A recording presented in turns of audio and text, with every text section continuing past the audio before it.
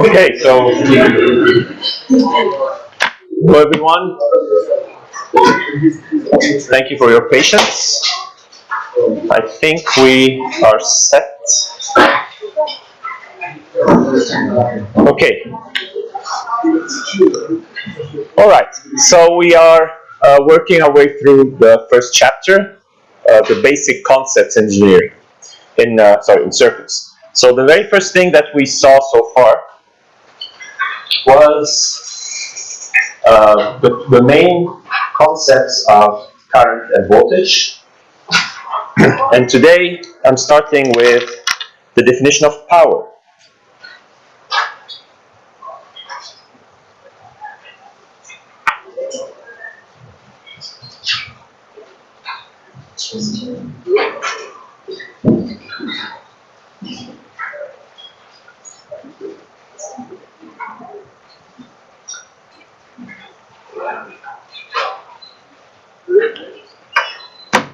So what is power?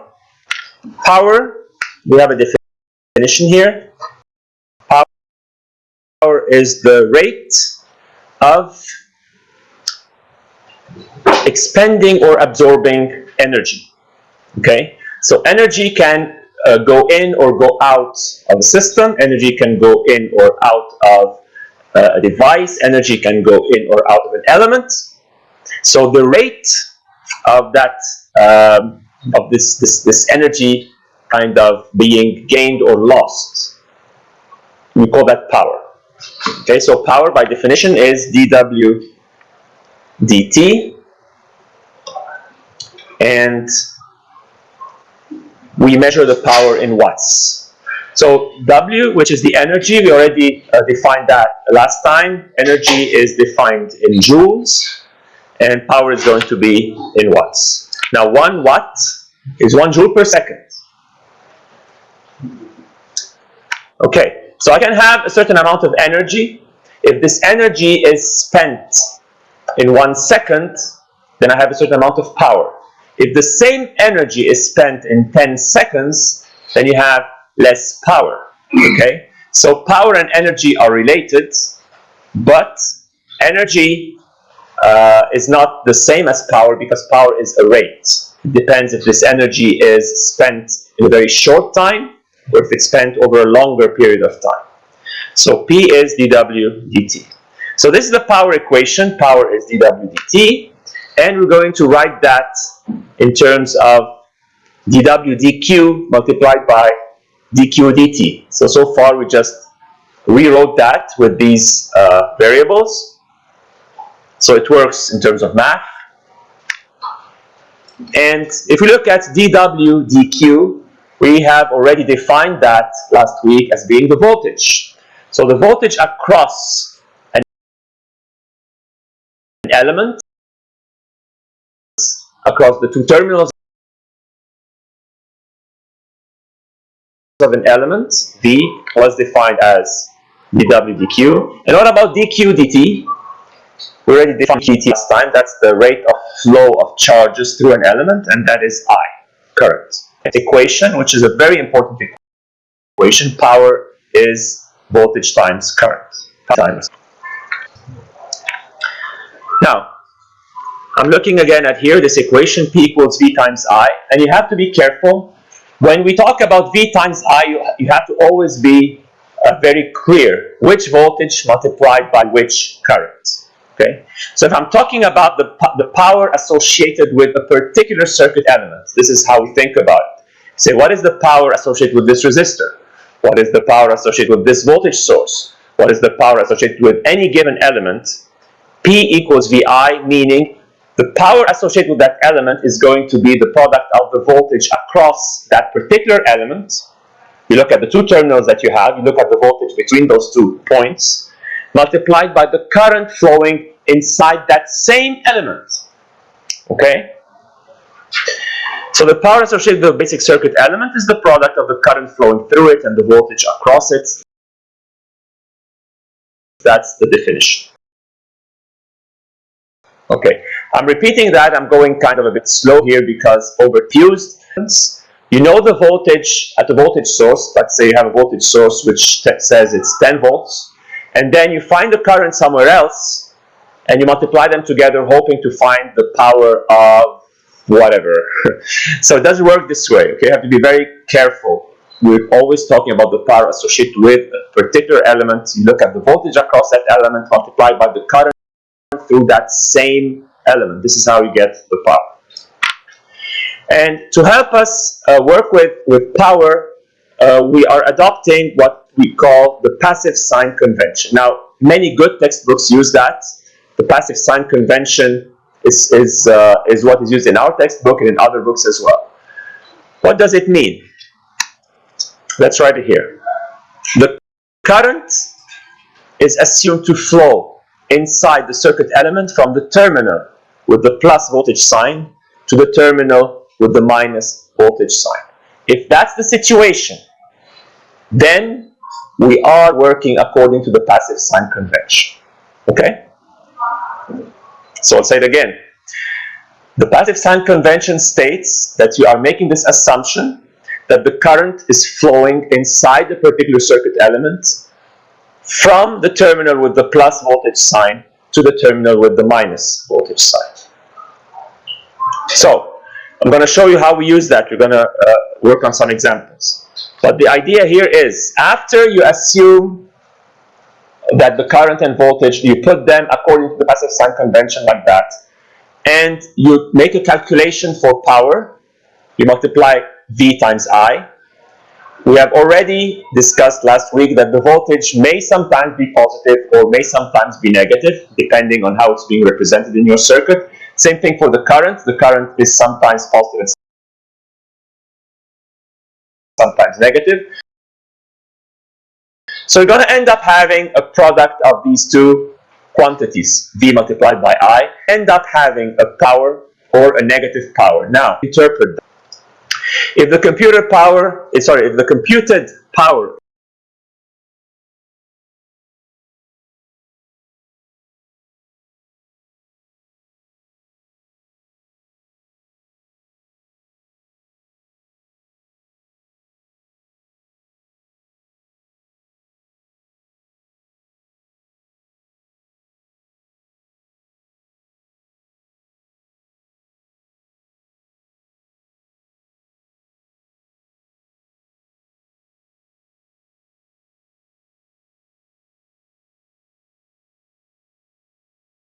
positive, then the power is said to be consumed.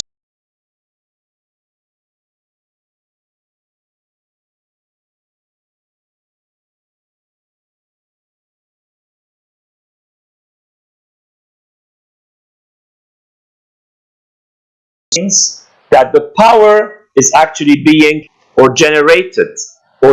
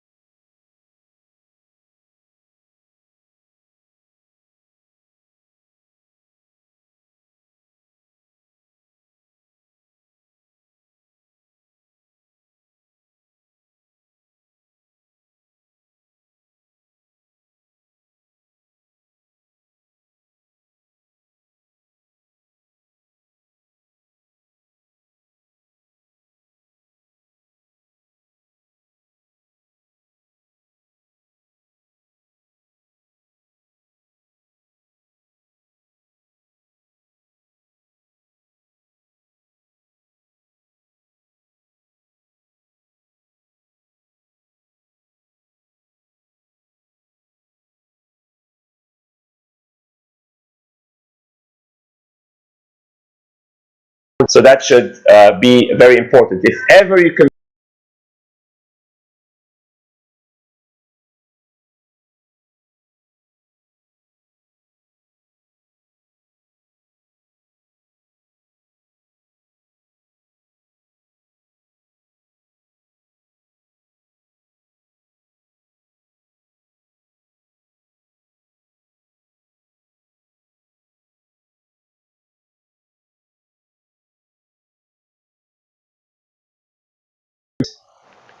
we say it consumes it. Well,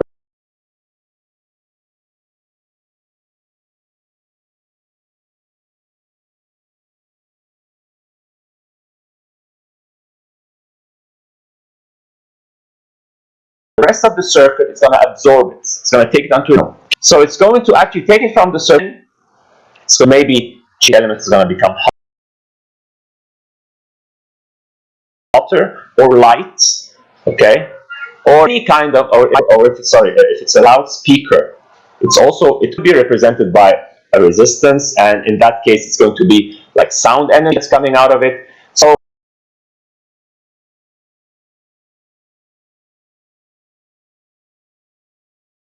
and a resistor is always going to be dissipating, taking, or absorbing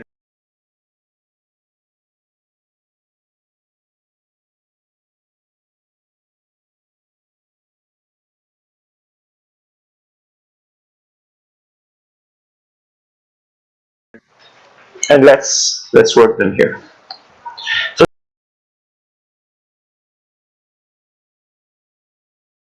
polarity like this, 4 volts, and I have a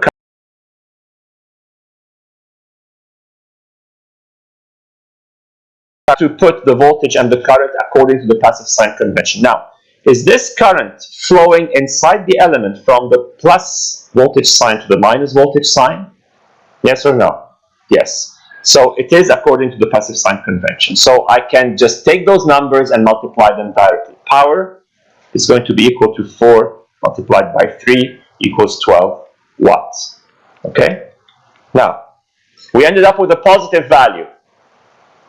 What does that mean? It means that those 12 watts are being absorbed into this element. Okay? So we say this power is consumed or dissipated. Okay? Any of those terms will work. Let's look at the second one. I have an element.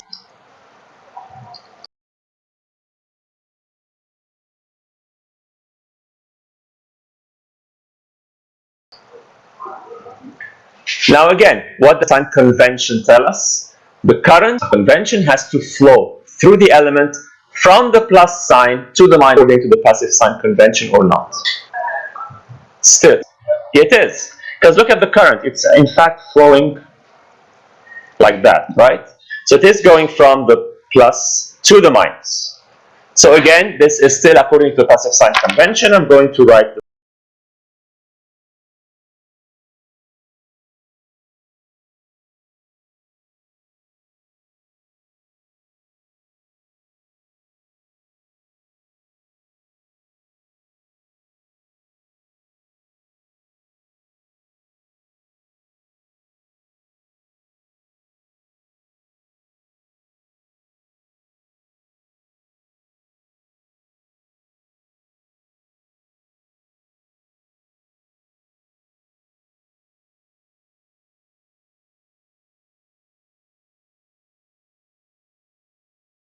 power by multiplying.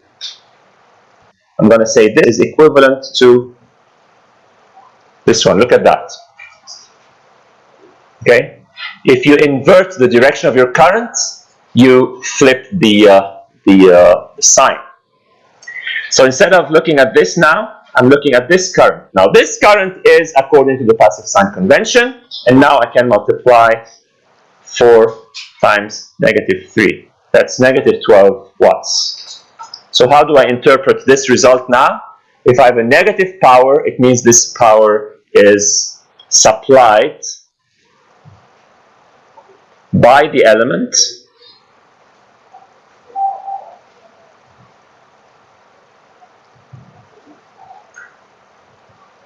okay, or generated. Okay?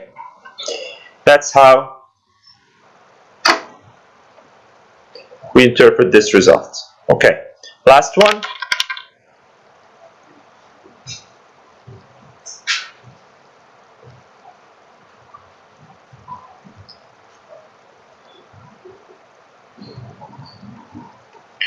Is this one according to the passive sign convention or not? No. Okay. So you have to change either the current or the voltage. I mean, I could flip the voltage, right? I could say this is equivalent to a voltage like that, plus or minus. And I change the 4 volts to negative 4. Sorry? You want this like that? Okay, thank you. Okay, so you could do that.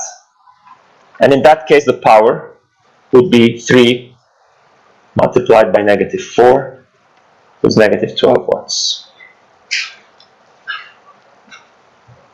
Okay? So, again, let's look on our screen. First one gave us plus 12 volts. Second one, we flip the current and we get plus 12 volts. Third one, we flip the current and we get minus 12 volts. Fourth one, on the screen here, I did it differently. I flipped the current instead of doing it with the voltage like I did there. You get the same result. You get negative 12 watts. Therefore, the first two examples give you two cases of power absorbed or consumed by the element. So this power was taken from the rest of the circuit. And the other two cases are power supplied or delivered by the element to the circuit, like a source. You can call it power generated. Okay? Any questions so far? Okay. Balancing power. The law of conservation of energy must be obeyed in any electric circuit. What does that mean? It means if some elements inside that circuit are generating energy, giving that energy to the circuit, the other elements are going to be taking the energy away from the circuit. They'll be absorbing it, okay? And these two must match. So the sum of the power in a circuit at any instant of time must be 0, which means the power absorbed or consumed at any given time must be equal to the power supplied. Okay?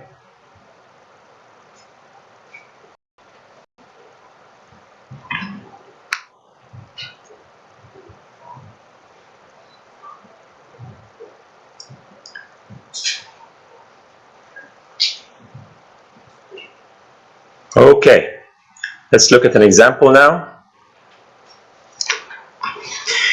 There's an example here where you have a table that represents measurements taken across or through a number of components, A, B, C, D, E, F, G, H. For each component, we know what is the voltage that was measured and what is the current that is flowing through. So you're going to find that the voltage here, for example, the first one is 120 volts. You have to look at that element A, and you have to recognize the polarity to be able to interpret that 120 volts. Same thing for the current. It tells me a current of negative 10 amps. So you have to look and see, oh, this is current IA flowing downwards in that A element. And when it was measured this way, it ended up being negative 10. So I want you to take each and every one of these elements. I'm going to do that with you. And we are going to compute the power associated with each and every one of these. So let's see. Power in element A. So I write a P sub A. First of all, look at the polarity and the direction of flow. Polarity of voltage and direction of flow of the current within that element A. Is this according to the passive sign convention or not? If you look at element A.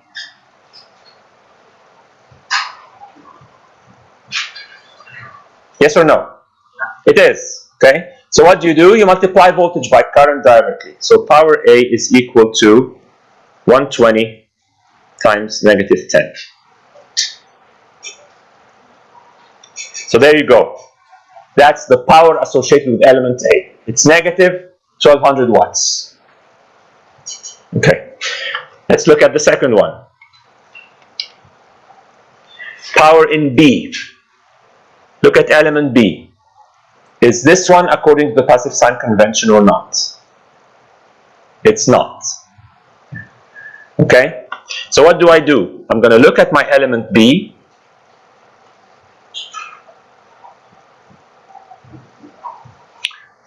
I have the voltage like this, VB.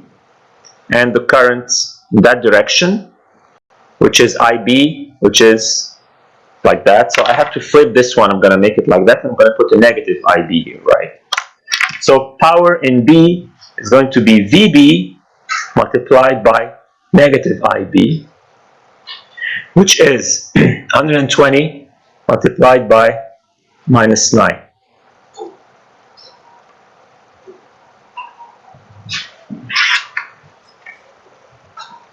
I get a negative 1080 watts, 1080 watts. Okay, C now.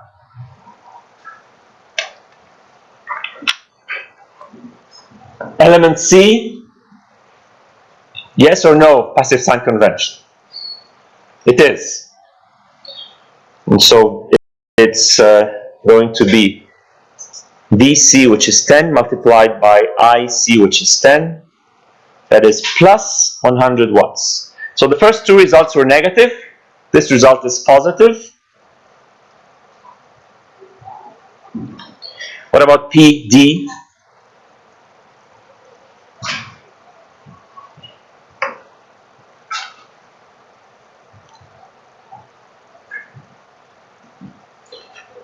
I have my voltage VD like this, and my current ID like that, and this is not according to the passive sign convention. I have to flip the current around, and I'm going to call it negative V. So PD is going to be VD multiplied by minus ID, which is 10 multiplied by. So the current in the table for D was a negative current. I had to flip it, change the direction, so it became a positive current. So I ended up here having a plus 10 watt of power. Sorry? The VD. Thank you. Yeah. Okay. Now, I want you to try to find out for us EFGH. I want each one to try to do it.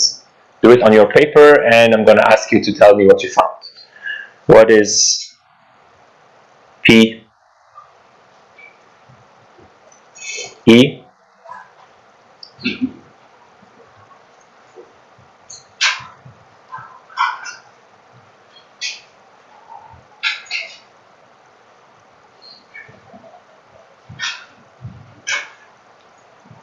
yes. E would be 90 watts. Plus or minus? Positive. PE is positive 90. Okay. So even though both voltage and current were negative, it was in fact according to the passive sign convention. So you're going to take them as they are, multiply them, and you end up with a positive result. Okay. Who's going to tell us about PF? Yes. 500. So it's still positive, okay? What about PG? Yes. 480. 480. Okay. So G is according to passive sign convention. You just multiply them and you get positive 480 watts. And what about the last one? pH.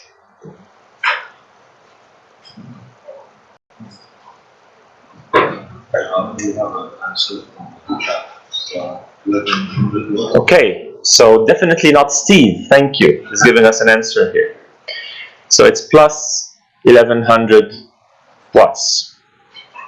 Okay, cool. Now, we have a system we're trying to look at. Now we know how to calculate the power. We have two elements which have negative power associated with them, and all the others have positive power associated with them. Now, I want to calculate the sum of the power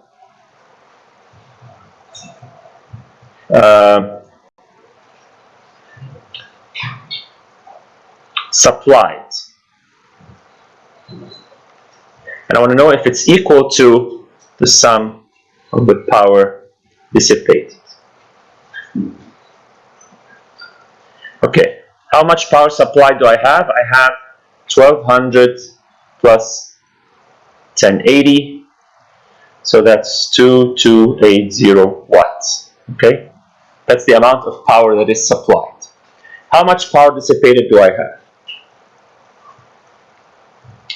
I have 100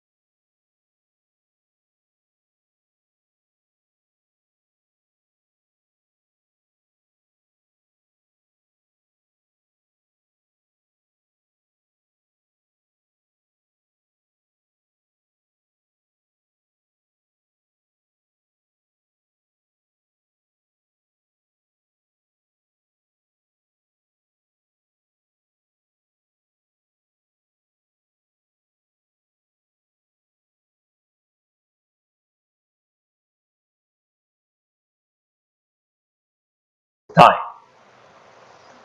That's coming from the definition because we said power is the derivative of energy, right? So if you want to know how much energy is being spent over a certain duration between T naught and T, you're going to perform this integral from T naught to T of power times dt. And we know that power is VI, right? So what's happening is when an electric company is supplying your home with energy, you don't pay the power, you pay the energy. Because as I mentioned, you can take the same amount of energy. For example, you're cooking a meal, okay? You're gonna need a certain amount of energy. Somebody is gonna put this energy on very slow cooking mode, for example, and you're gonna have to pay for all this energy you're taking. Somebody else is gonna put it on very high and maybe get the job done quickly. But, I mean, the analogy is not perfect because food doesn't really work this way. But the idea is You don't pay for power. It's not like because you spiked a lot of power in a short period of time, then you're going to pay a huge amount of money, and somebody else is just using little power but over a long period of time. What you really have to pay to the company is the energy.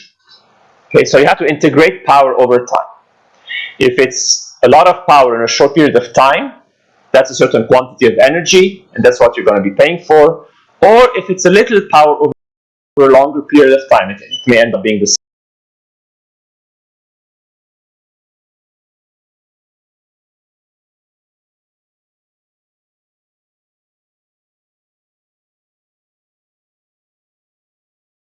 same.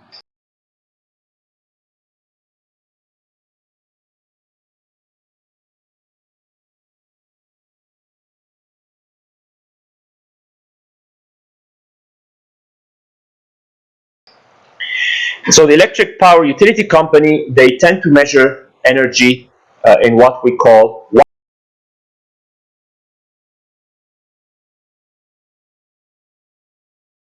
100 joules.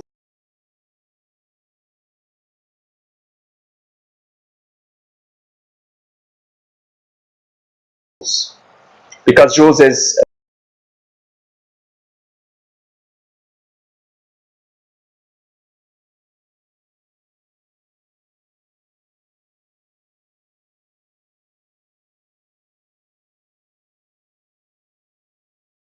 the battery is flat. One battery to the plus side, the other minus side, and you have energy that's going to flow from the charged battery into the dead battery, hoping to charge it. So the question is, which car has the dead battery? Okay, so that's a question. The other question is, if this connection is maintained for 1 minute, how much energy is transferred to the dead battery? So I'm going to take the first question first. And I'm going to draw that as a separate circuit here. Well, this is the red car. I'm going to draw it in red. It has this battery of 12 volts.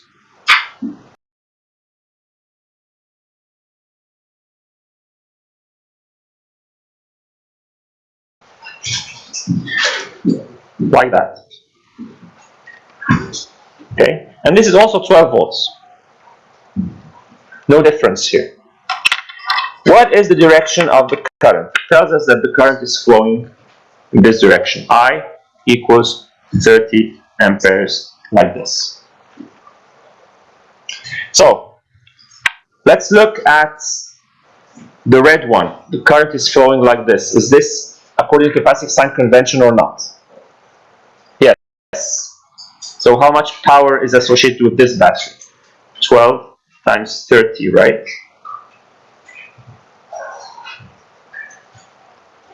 360 watts. Positive, right? So what does that mean if it's positive? It means it is consumed or absorbed. Let's look at this other battery. The current is flowing through this battery from the negative sign to the positive sign. This is not according to the passive sign convention. So to calculate the power here, I have to flip the current. I'm going to say I have a current like that of negative 30 amps, right?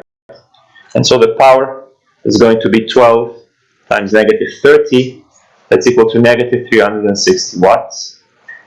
This is negative, means the power is generated or given. Now, which battery is the dead one? The blue one or the red one?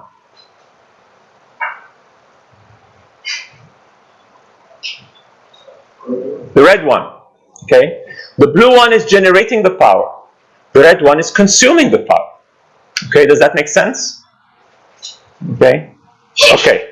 The other question is, if this connection is maintained for 1 minute, how much energy is transferred to the dead battery? So this one is the dead battery, the red one. And this is the power, right? 360 watts. Energy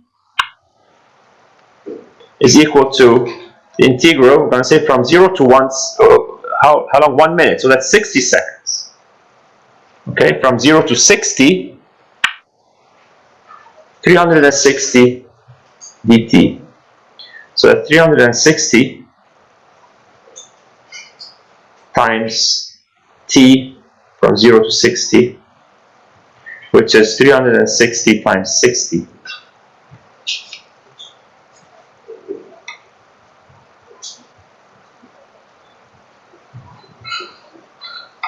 I'm sorry, that's energy. Okay. 2,160 joules in 1 minute. Okay.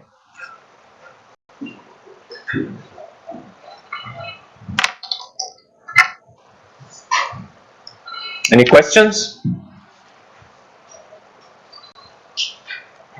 Okay. Now, I have another example here.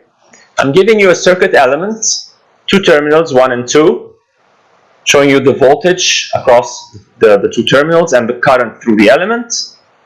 And I'm giving you equations for the current and the voltage. I'm telling you for time t less than 0, both current and voltage are 0. And then for t greater than or equal to 0, I have 2 equations. I is 20 e to the negative 5000 t, and v is 10 e to the negative 5000 t in kilovolts. Be careful of the k for the voltage, right? Means you have 10 to the power 3 factor there, 1000 more. Okay. Now, first question. Find the power supplied to the element at t equals 1 millisecond. Now, first of all, we're talking about power. I have to make sure that I am working according to the passive sign convention, which I am. Because if you look at the direction of current and the polarity of voltage, so it does match the passive sign convention that we discussed. So I can just multiply V times I and I'm getting power. So this is the equation of power.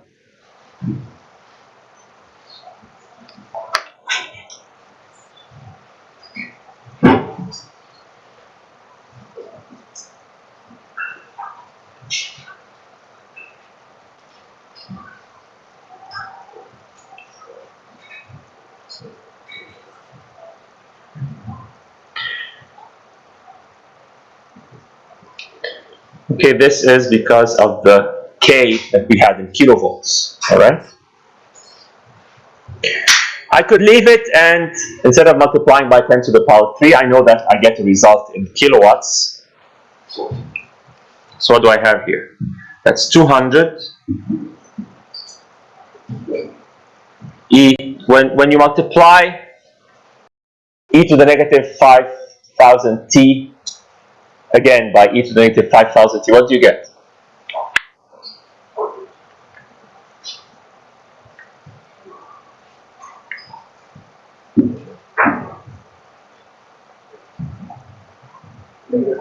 Yeah, exactly. You have to add these two together.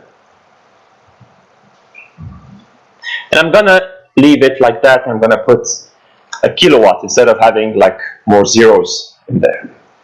Power supply to the element at t equals 1 millisecond. P of t equals 1 millisecond. 200 e to the negative 10,000 times 1 millisecond, that's 1 over 1,000 of a second, right? And this is still in kilowatts.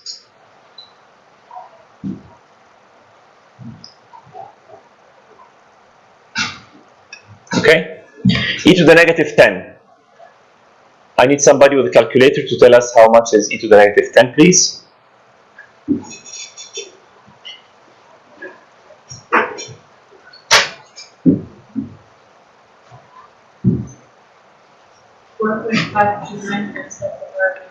So tell me, let's say that again. 4.539 and set the verb meta 4. Is that the e or the e multiplied by 200? the verb Okay, so this is again 539 4.54 and set to negative 5. 10 to the negative 5. Okay, So if you multiply that by 200, 9.079. 9.08, 10 to the negative 3 kilowatts, right? So 10 to the negative 3 and the K are going to kill each other, okay? Which means this is 9.08 watts. That's the power at t equal 1 millisecond. Now, power is always measured at a particular moment in time, okay? Because voltage and current, they can change. In fact, in this problem, the voltage and the current are continuously changing. They're given by an equation. So if you want to know how much power you have to know the power at a particular instant in time, and we found the power at t equals 1 millisecond. It turned out to be 9 watts. Now, that was part A. Part B, calculate the total energy supplied to or consumed by the circuit element. So do we have energy equals, now it didn't tell us the time span, right? Like the problem before that said how much energy do you find in one minute, right? So we had to integrate from 0 to 60 seconds. But this one doesn't say, it just says all the energy, the total energy. So what should be, what should my integral look like?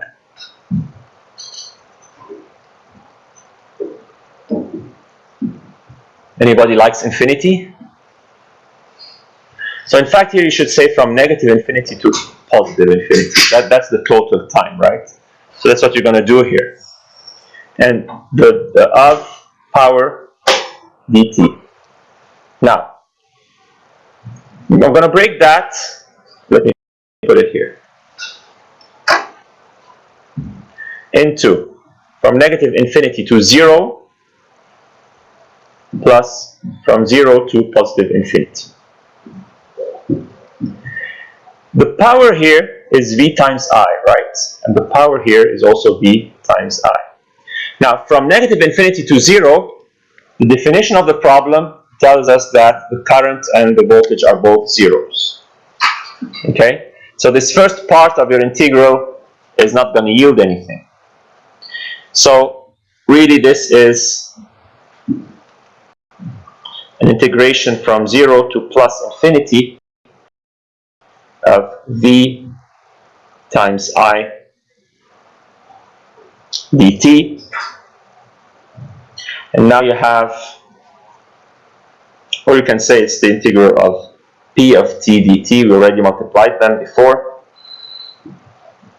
So you have 200 e to the negative 10,000 t times 10 to the negative 3. Don't forget the k here, dt.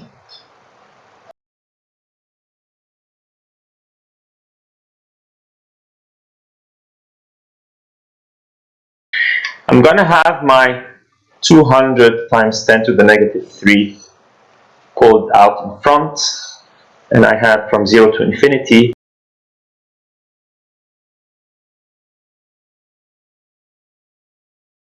How do you integrate that?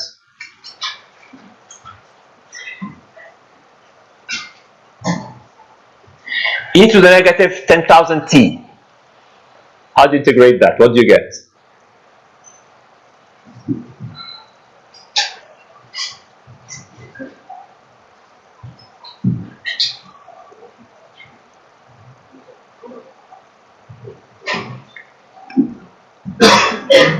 No clues? Some math? You get e to the negative 10,000 t divided by negative 10,000. Right? And your limits are still 0.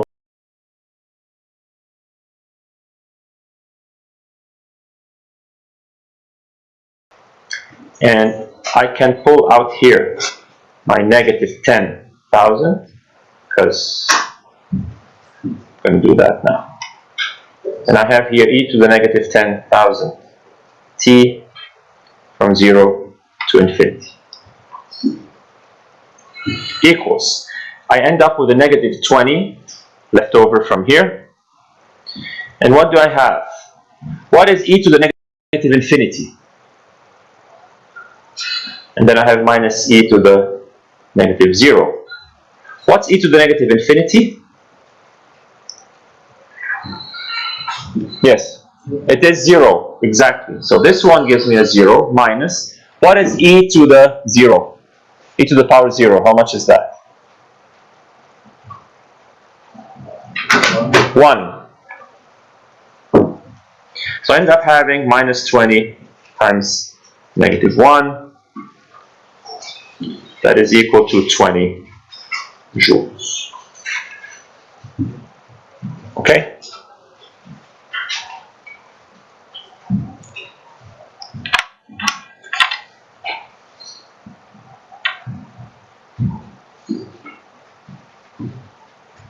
Any questions?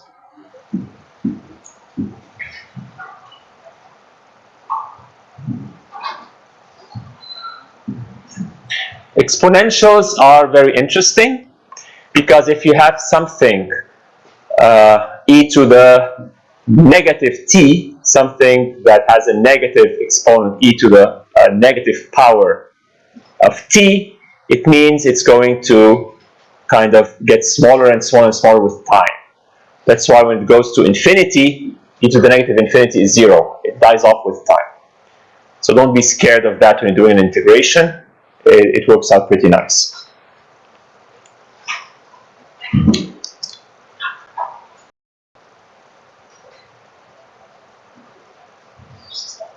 Okay, another problem. This example is from the book. Example 1.4. An energy source forces a constant current of 2 amps for 10 seconds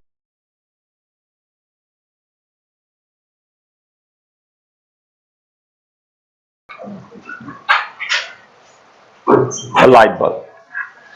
So you have 2 amps of current, time t equals 10 seconds, and then it says the energy is 2.3 kilojoule.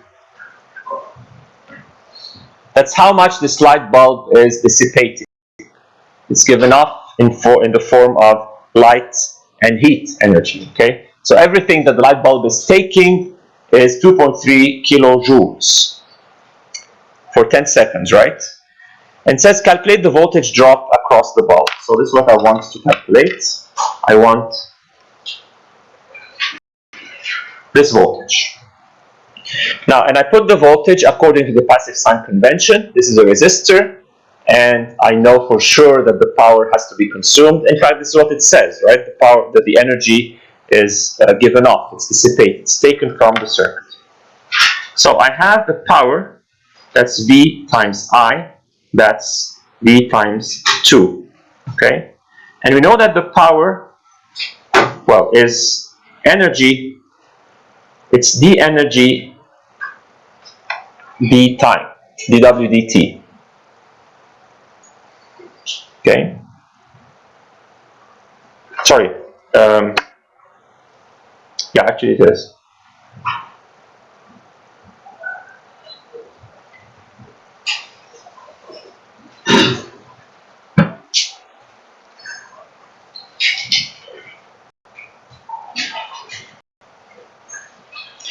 .3 kilojoule divided by 10 equals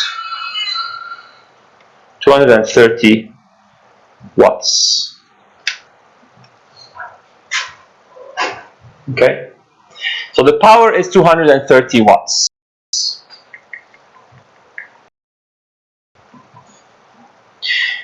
And this power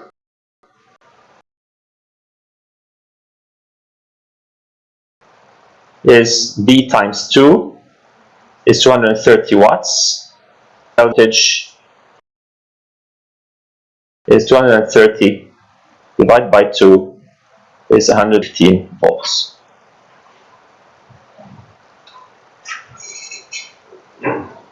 Okay? Any questions?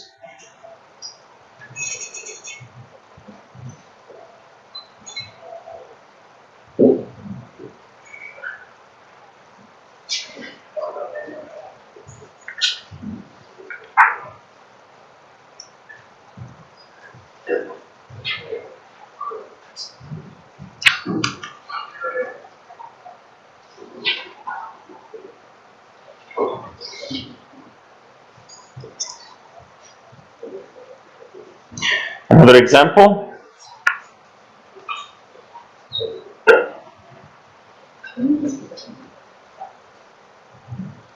Find the power delivered to an element at t equals 3 milliseconds if the current entering its positive terminal is given and the voltage is A and B. Two cases. Look at case A. It says we want the power delivered to an element at t equals 3 milliseconds. First case, well, we know that the current equals 5 cosine 60 pi t in amps.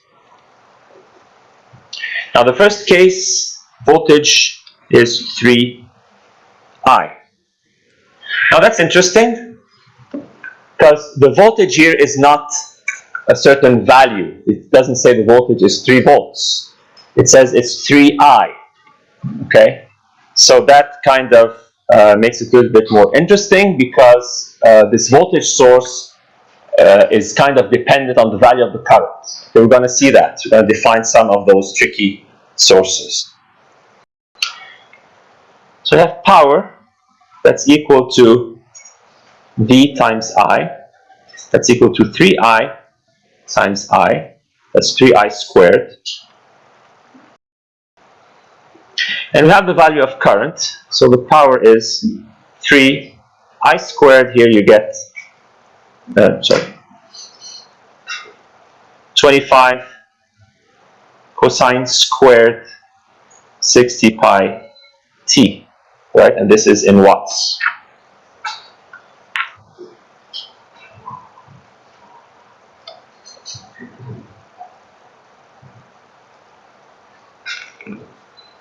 We want to find the power at t equals 3 milliseconds. So we're going to do that. So P at t equals 3 milliseconds equals 75 cosine squared 180 pi times 10 to the negative 3 plus. Okay?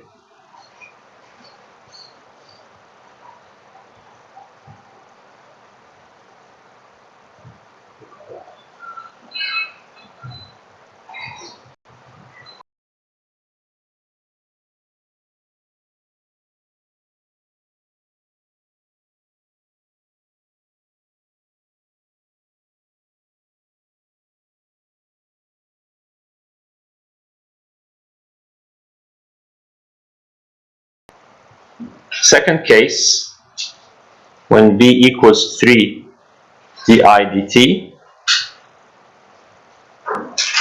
P equals V times I, which is 3 di dt times I. Now, that is, this is I, what is the I dt? If I have I equals 5 cosine 60 pi t up here, what's the I dt?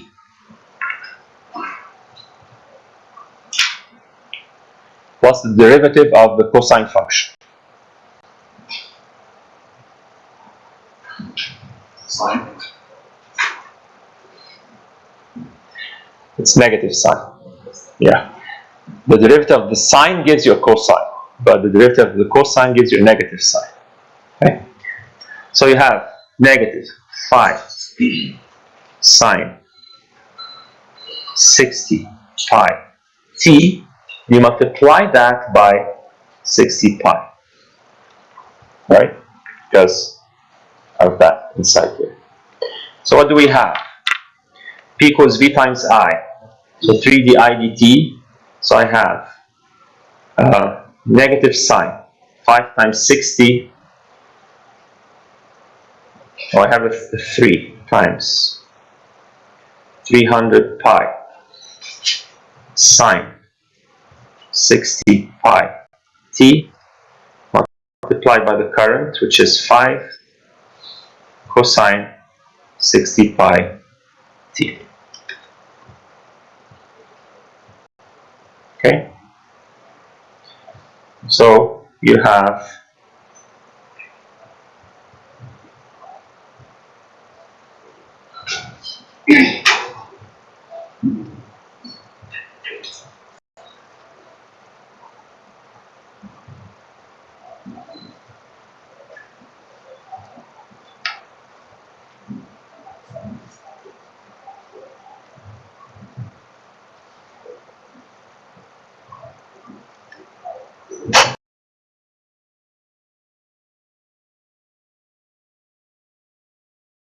that.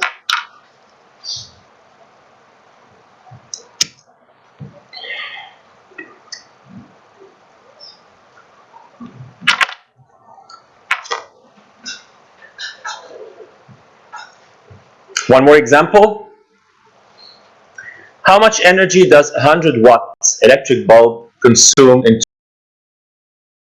2 hours?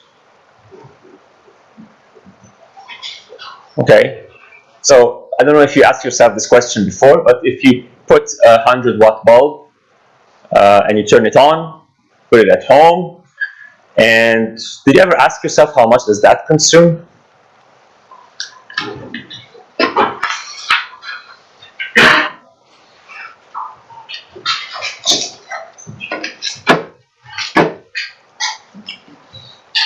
So this is actually a simple question. Energy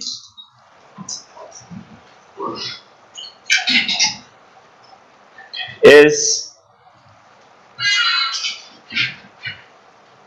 the integral of power with time. And you want to say 2 hours, like 0 and 2 hours. I'm going to keep it like 2 hours like that. Okay? So the power is constant. It's 100 watts. That gives you 100, 0 to 2 hours dt. That's 100 t from 0 to 2 hours. That's equal to 100 times 2 hours, right? So it gives you 200 watt hours. Okay, because I'm multiplying watts by hours, so it's 200 watt hours. If you wanted to do it in joules, so you're gonna have to do it differently here. I'm gonna say it would be from 0, instead of 2 hours, you would say 3600 seconds. That times 2, so.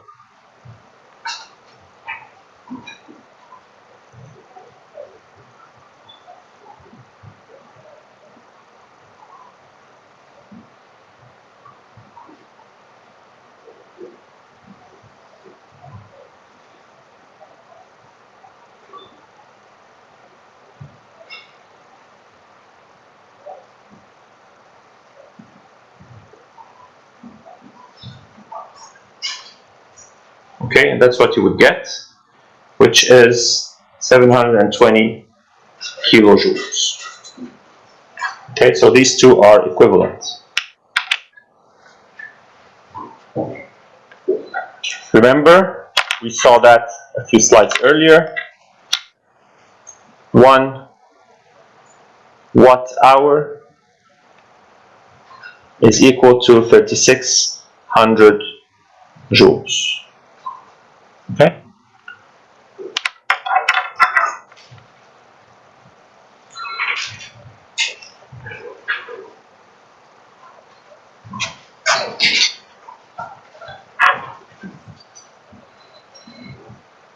Any questions?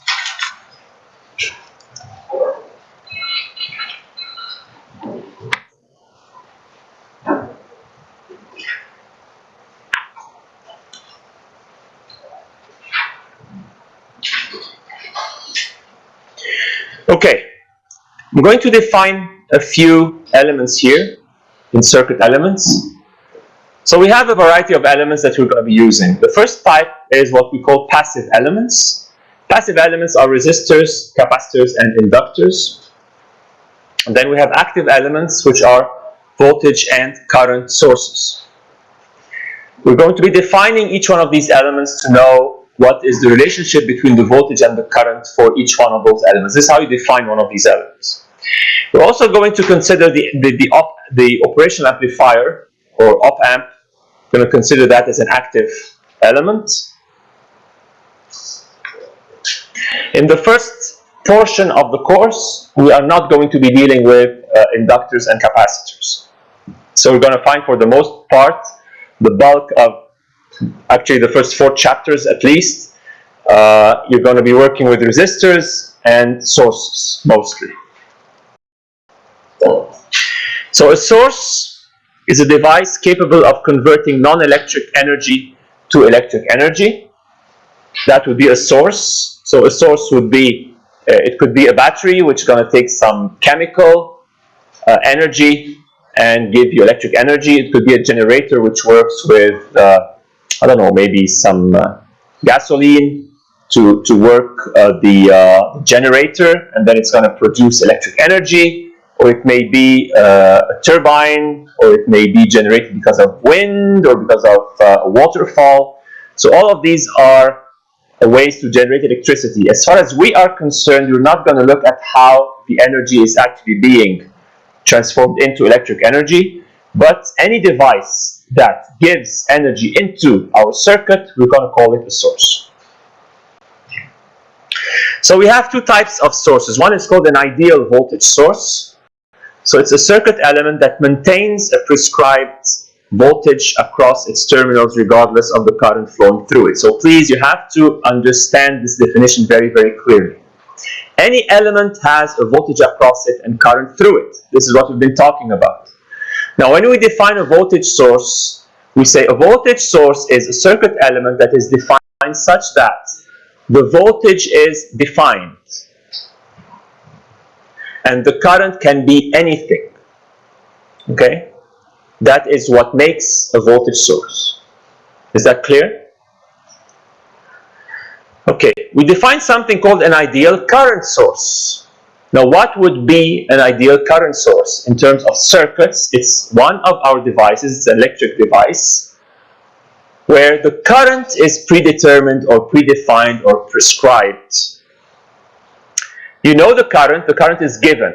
The current is predefined, if you will. And the voltage can be anything, can be any value. This is the definition of a current source. So let's look at that.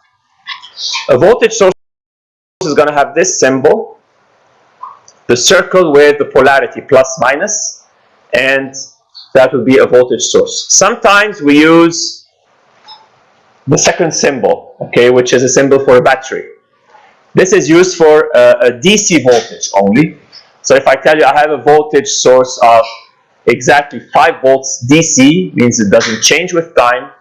So you could find this symbol sometimes used, although the first one is more generic. Okay, the circle with the plus and the minus could be a DC source, could be like 5 volts, could be 10 volts, or it could be a source which has some changes in time, like an AC source, like a 5 sine, you know, something. 5 sine omega t would be a source, and it would still be represented by this circle. Now, a current source looks like that on the right. The current source, this is the symbol where you have the circuit and you have an arrow that indicates the direction of current that this current source is giving. Okay. These are the definitions.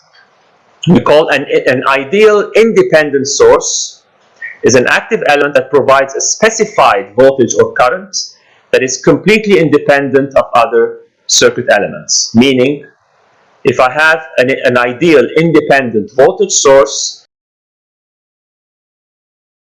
it's going to have a completely specified voltage regardless of the amount of current flowing through it, regardless of what other elements are connected, in series, in parallel, whatever, however it's connected, it will always have this specified voltage across it. If it's a current source, we say it's going to have a specified current flowing through it regardless of anything else happening around it, and regardless of the amount of voltage that could be applied across it. Doesn't matter. So these are the symbols for an independent voltage source, and this is the symbol for an independent current source. Now I'm gonna kind of see how well you understood this basic definition.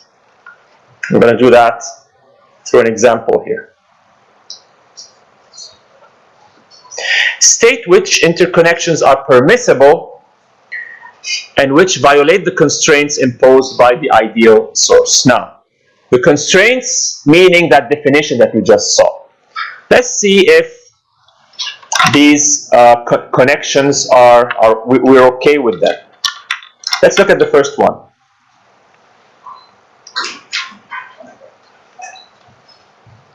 $10 volts and this.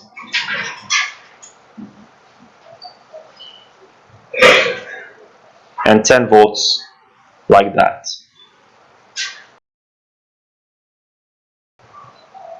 Okay, so what are we trying to do? I'm going to look at the first one, the voltage source on the left. It's a voltage source of 10 volts. It means it maintains a specified voltage across its terminals. So what are its terminals? If you look at it like that, these are its terminals, A and B, right? So this voltage source says that the voltage here, that's the plus, and the voltage here, that's the minus, is being maintained in that polarity with 10 volts between here and there. That's what this voltage source tells me. Let's look at the one to the right. What does this voltage source tell me? It tells me that between this plus and this minus, this voltage source maintains exactly 10 volts. So I have exactly 10 volts between this point and that point. Now, if you look at this source or if you look at the other source, both of them are giving you the same message. Both of them are telling you that between this node A up here and this node B down there, if I look at these two nodes and I want to know how much voltage is across these two nodes, both sources tell me the same story. It is 10 volts. Okay? So there is no incompatibility here. Yes? You don't have what? The slide? Oh, I don't get it. This or that?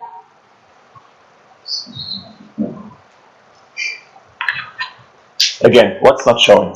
This screen This screen is not showing where? on the live feed. How come? I see it here. Is it frozen? Does it move?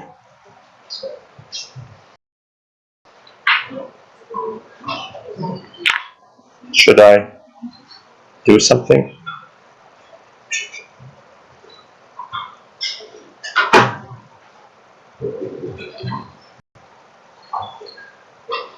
Yeah. Is it good now? Okay. Thank you. Okay.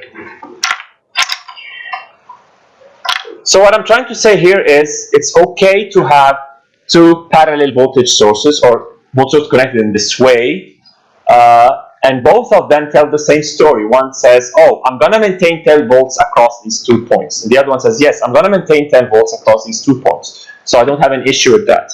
We're going to understand more when we're going to come to another one. Let's look at current sources. Look at that.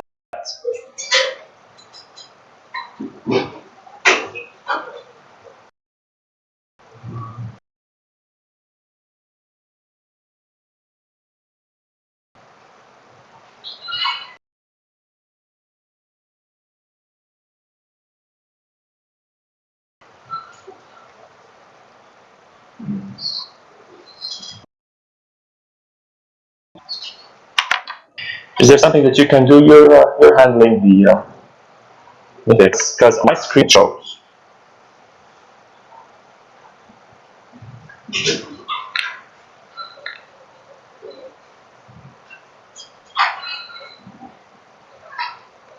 Still frozen? I think it's something, I'm not sure. Do you see that? Yeah, I saw the circuit showing. Okay. So I'm going to ask you a question. How much current do I have flowing here now? You have 2 current sources that are connected together in that circuit. This one pumps a current of 5 amps, and this one pumps a current of 5 amps. How much current do I have? You know, current is really like water flowing through a pipe. You're going to see that. But look at this connection. How much current do you have in that circuit? How much? 5 or 10?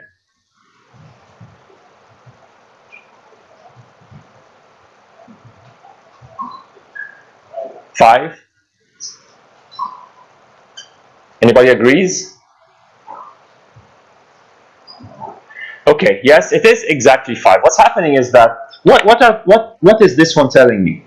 This is a current source that says the current flowing through it is exactly specified to be 5 amps. So you have 5 amps flowing like that, okay? This source here tells me I have exactly 5 amps flowing in here, okay? So you have 5 amps flowing like that, 5 amps flowing like that. Both are telling you the same story. I don't have any problem with them. Everything is cool.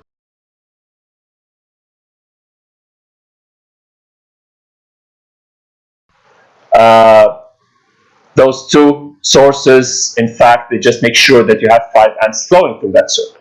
Sometimes people they say, oh, it's current flow. No, it doesn't. Okay, each one is responsible for the amount of current flowing through its own branch where it is. This one tells me I have 5 amps flowing. This one says I have 5 amps flowing. So we're going to end up having 5 amps, 5 amps. Just keep flowing like that all around that circuit. Okay, let's see the other ones. They were starting to get something interesting now. Look, let's look at the third one. It's not, it shows that, but it's not live. So what does it show now? You don't see my hand? No. Shall I start it again?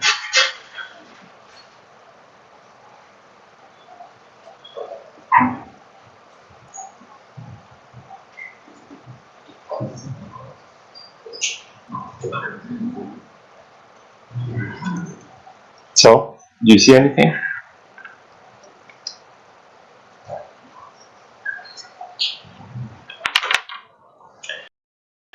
Okay. Until we have a solution here, let me work on my PowerPoint. Let's look at that. Okay. Does everybody see my PowerPoint here? I'm going to look at this circuit. Look at that. You see this? Okay.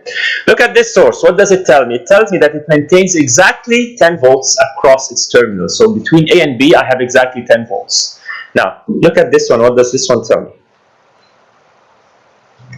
It says between A and B, I have exactly 5 volts. So which one should I believe? Okay. They cannot both work together like that. One of the sources is, I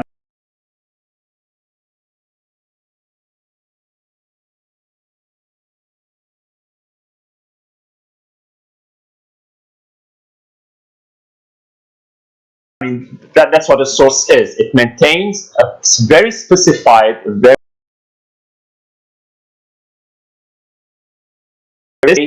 that are not exactly equal. Makes sense? Let's see what's happening with D now here. Look at the current sources.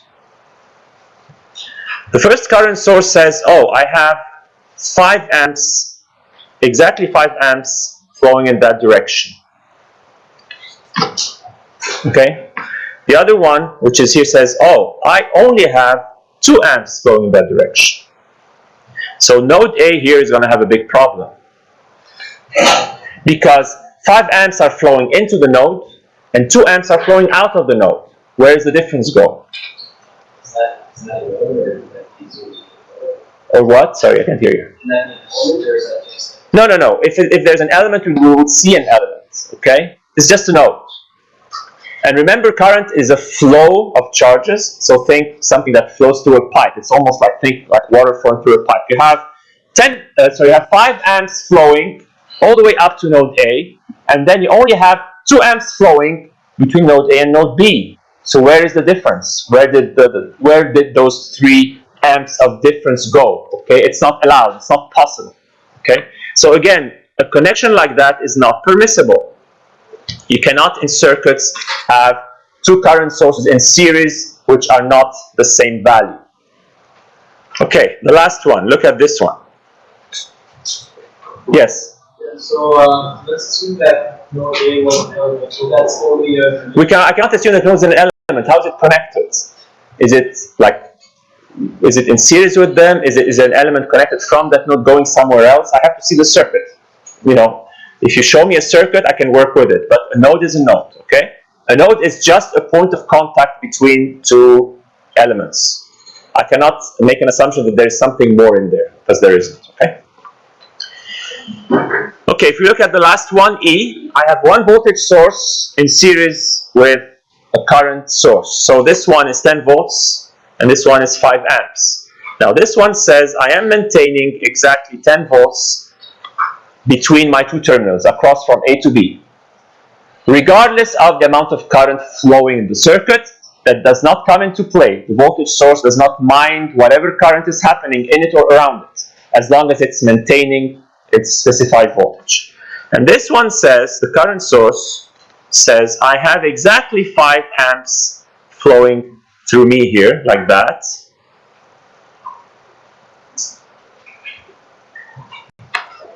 And that's okay, because the current source is going to be pushing those 5 amps regardless of any voltage across it or around it. It doesn't mind that.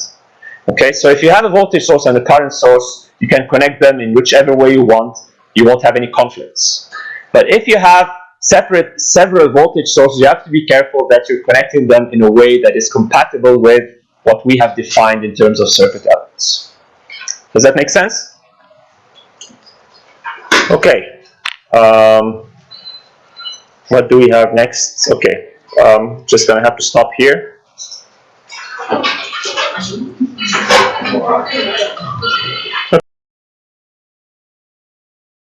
Okay, this chapter is almost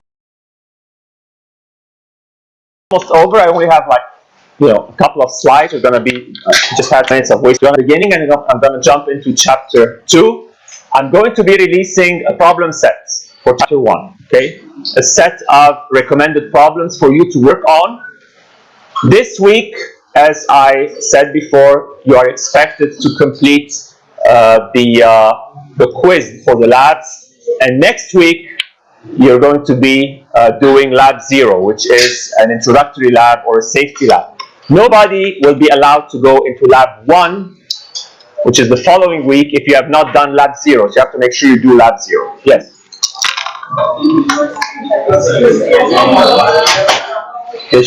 Sorry, I can't hear you.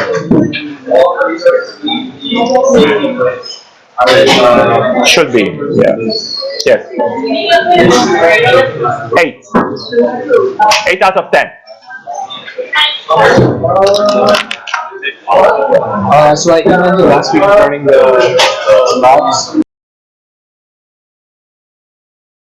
Let me just, yeah, this is, yeah. So we know that the question I'll do that. So I didn't announce it.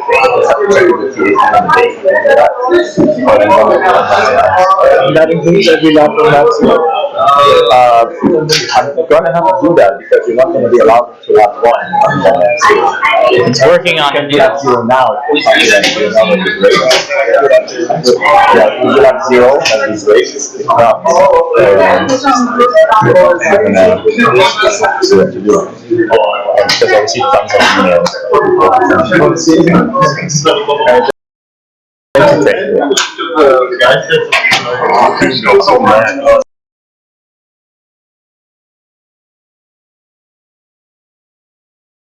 I had fun that I would play.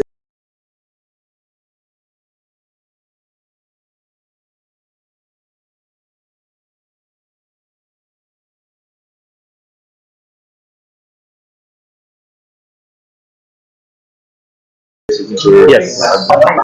Go and. Yeah. You had a chance. Very strange.